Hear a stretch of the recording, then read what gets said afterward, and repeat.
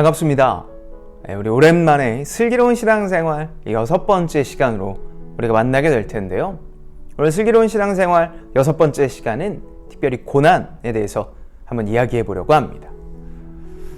이 신앙생활을 하면서 드는 의문 중 하나가 바로 이 고난입니다. 왜 하나님께서는 우리를 세상에 남겨놓으셨는가?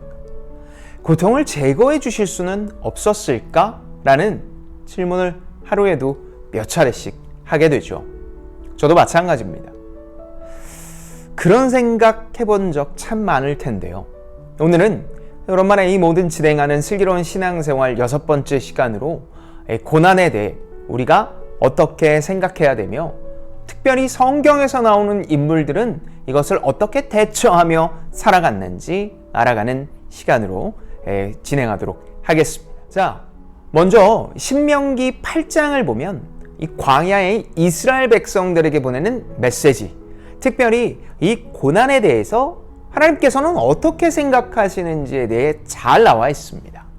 특별히 이 고난이라는 연단의 목적 3가지를 통해 하나님께서는 이 고난을 어떻게 생각하시는지 나오는데요. 첫 번째가 하나님께서는 낮추기 위해서 이 고난이라는 연단을 주십니다. 신명기 8장 2절을 보면 이렇게 나옵니다.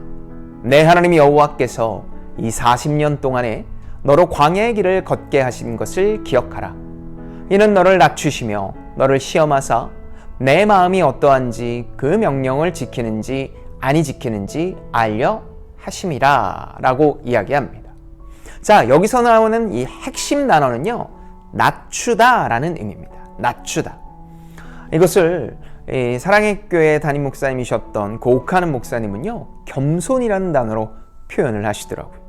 그러니까 광야처럼 아무것도 없는 그 황량함을 허락하신 이유는 바로 겸손을 깨닫게 하기 위함입니다. 자, 그렇다면 이런 이야기도 나올 수 있습니다. 아니, 굳이 고난을 통해서만 겸손하게 하는 겁니까? 다른 방법도 있지 않았을까요? 라고 생각하며 말할 수 있습니다. 그러나 이 본문의 광야 생활에서 하나님은 한계를 깨닫기 원하셨습니다.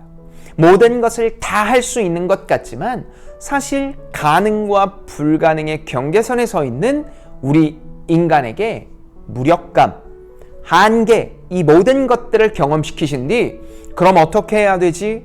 바로 이 시선을 하나님께 돌리기 위함입니다. 고난이 아니면 교만한 우리는 절대 하나님께 시선을 돌릴 수 없습니다. 그래서 그 시선을 낮춰줘 하나님을 보기 위함입니다. 자, 고난이라는 연단의 목적 이 3가지 중 2번째는요, 말씀대로 살아가기 위해서입니다. 신명기 8장 3절을 보면 이런 내용이 나옵니다. 너를 낮추시며 너로 줄이게 하시며 또 너도 알지 못하며 내 열조도 알지 못하던 만나를 내게 먹이신 것은 사람이 떡으로만 사는 것이 아니요 여호와의 입에서 나오는 모든 말씀으로 사는 줄을 너로 알게 하려 하심이니라 라고 이야기합니다. 낮아짐을 통해 말씀으로 사는 것을 깨닫기 위함입니다. 특별히 이 떡이라는 단어는요, 말씀과 비교돼서 나오는데 단순한 음식을 넘어 눈에 보이는 필요와 공급을 의미합니다. 이것을 누가 채우는지 보라는 것입니다. 말씀대로 살아갈 때 채우시는 하나님의 은혜, 바로 그것을 경험하게 하기 위해서 하나님은 고난이라는 연단을 주십니다. 자, 고난이라는 연단 이 3번째는요, 바로 복을 주기 위해서입니다. 아주 좋죠? 복을 주기 위해서. 신명기 8장 16절을 보면요, 내 열조도 알지 못하던 만나를 광야에서 내게 먹이셨나니 나 너를 낮추시며 너를 시험하사 마침내 내게 복을 주려 하심이었느니라. 복을 주기 위해서입니다. 이 복은 사실 여러 가지 의미를 가지는데요, 특별히 복을 받을 그릇으로 만들기 위함을 알리십니다. 받으려면 받을 준비, 다시 말해 많이 받으려면 큰 그릇이 되어야 되겠죠. 바로 그 크기를 키우기 위해서 하나님은 고난과 연단이 필요하다고 하십니다. 그리고 이 모든 공급자가 하나님을 알게 되는 거죠. 자, 그렇다면 이런 연단이 없으면 어떻게 될까요? 앞서 이야기한 것처럼 이 연단은 꼭 있어야 되는가라는 생각을 할 수 있기 때문이죠. 이것을 다 아시는 것처럼 하나님께서는 신명기 8장 12절에서부터 이 14절 말씀을 통해 교만하기 쉽다라고 합니다. 연단이 없으면 교만하게 된다는 겁니다. 교만은요, 하나님을 잊는 겁니다.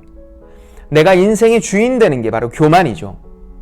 고통을 통한 연단이 우리를 하나님의 축복을 받을 자격자로 준비시키고 있습니다. 지금 당신은 어떤 준비를 경험하고 있습니까? 자, 그렇다면 지금 이 시간부터는요, 고난, 특별히 이 고난을 통한 연단을 경험한 성경의 여러 인물들이 있는데요. 대표적으로 욥과 예레미야를 통해 어떻게 이겨나갔는지, 또 우리는 어떤 생각을 가져야 되는지 알아가 보도록 하겠습니다. 첫 번째는 욥입니다. 이 욥기 1장을 중심으로 그의 모습과 그리고 그의 행동과 그 말을 통해 보길 원하는데요. 먼저 욥이 하나님 앞에서 어떤 인물이었는지 보는 것이 중요합니다. 자, 그의 평가는요, 욥기 1장 1절에서부터 5절까지를 보면 아주 잘 나옵니다. 주변에서 훌륭하다는 역임을 받습니다. 아마 인품이 썩 좋았던 것 같습니다. 또 하나님 앞에서 온전하고 정직하며 또 경외하고 악에서 떠났다는 평가를 받죠. 또 자녀들이 혹시나 지었을지 모르는 죄를 사하기 위해 번제를 드릴 정도로 죄에 민감한 사람이었습니다. 다시 말해 욥은요, 삶이 신앙으로 꽉 채워진 사람이었고 절대 기준을 가지고 사는 사람이었습니다. 그런데 욥에게 고난이 찾아옵니다. 욥기 1장 13절에서부터 이 20절에 나오는데요. 어떤 고난이 먼저 나타나냐면 재산이 사라지고 자녀가 죽고 건강이 악화되었습니다. 욥을 둘러싼 주변의 모든 것이 사라진 모습입니다. 여기에서 중요한 것은 그의 태도, 특별히 언행의 태도입니다. 욥기 1장 20절에서부터 22절을 통해 그는 원망을 하기보다 절대 주권자인 하나님을 바라보았습니다. 그 유명한 욥기 1장 21절의 내용이 여기 나옵니다. 이르되 내가 모태에서 알몸으로 나왔사온즉 또한 알몸이 그리로 돌아가올지라. 주시니도 여호와시오 거두시니도 여호와시오니 여호와 이름이 찬송을 받으실지니이다. 이렇게 고백하고 있습니다. 욥이 이렇게 할 수 있었던 것은 어떻게 했기 때문입니까? 바로 평소 그의 신앙이 하나님 중심의 사고방식을 가지고 있었기 때문입니다. 죄에 민감하며 하나님 앞에 서 있다라는 이 코람데오의 신앙이 그를 사로잡고 있었고 절대 주권, 하나님이 주인 된다라는 그 권리 아래 있음을 알았기 때문입니다. 우리의 모습이 이렇게 되어야 합니다. 절대 주권 아래 있으며 그분 앞에 사로잡혀 살아가는 자, 바로 그 자가 우리가 되기를 바랍니다. 자, 욥을 넘어 이제는 두 번째 예레미야를 통해 본 이 고난을 통한 연단을 보기 원합니다. 예레미야, 이 예레미야를 선지자라고 부르는데요. 그의 닉네임이 있습니다. 바로 눈물의 선지자. 하나님 앞에서 많은 눈물을 흘렸기 때문에 그런 닉네임이 붙여져 있는데요. 이런 눈물의 선지자 예레미야를 통해 이 고난을 통과하는 모습을 함께 보길 원합니다. 특별히 예레미야 애가, 이 슬플 애자를 쓰는 이 예레미야 애가를 통해 보길 원하는데요. 예레미야 애가 3장 21절에서부터 22절을 보면 그가 고난 앞에서 낙심하는 순간 무엇을 기억하는지 보기 원합니다. 그가 기억하는 것은요, 바로 하나님의 인자와 긍휼이 무궁하다는 겁니다. 인자와 긍휼, 하나님의 성품입니다. 하나님께서는 이 인자하시고 긍휼이 무한하신 분입니다. 그렇기에 이 말씀을 통해 우리는 매일 아침 하나님의 성품을 묵상하며 시작할 수 있어야 함을 알리고 있습니다. 이런 절망 앞에 은혜를 경험하는 예레미야, 민족과 이 어떠한 고난 앞에서도 이겨나갈 수 있었던 모습을 우리는 잘 알 수 있습니다. 자, 우리가 가장 앞에서 이야기를 했던 것처럼 그렇다면 고난을 통해 우리는 그냥 이겨나가기만 하면 될 것인가? 유익은 없나? 라는 생각을 가질 수 있죠. 고난을 통해 하나님께서는 유익을 주십니다. 네 가지를 알 수 있는데요. 첫 번째는 이 말씀의 가이드를 받게 합니다. 무궁하고 그리고 절대 변함이 없는 진리인 말씀의 틀 안에서 살아가는 보호를 경험하게 되는 겁니다. 두 번째는요, 이 총체적인 선을 이룹니다. 고난이라는 씨앗을 통해 우리의 인생이 자라나고 그리고 그 자람을 통해 열매를 맺는 총체적인 선을 이루게 된다는 거죠. 세 번째는요, 위로와 도움이 됩니다. 자비하시고 위로가 되시는 이 모든 주인 되는 하나님, 그 하나님을 깨닫게 된다는 사실을 통해 우리 삶에 참된 위로와 도움의 공급을 경험하게 됩니다. 마지막 네 번째는요, 회복의 은혜를 경험하게 됩니다. 회복시키시는 은혜. 그러나 이 회복이 영으로 돌아감이 아니라 다시 더 성장하게 되는 그 놀라운 은혜를 경험하게 됩니다.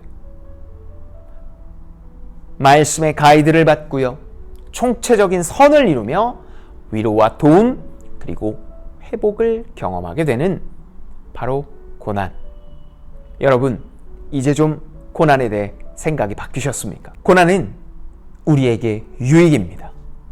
당장은 참으로 고통스럽지만 이것을 말씀과 하나님의 절대 주권 아래에서 기억하며 통과할 때 진정한 유익을 누리게 될 것입니다.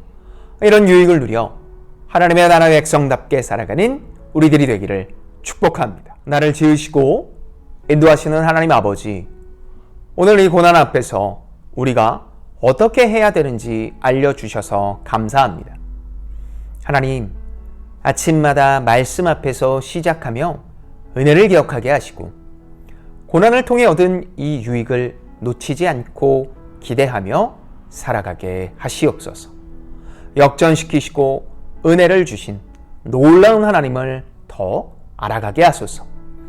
그렇게 하실 주님만 기대하며 이 모든 말씀 주 예수 그리스도의 이름으로 기도합니다. 아멘.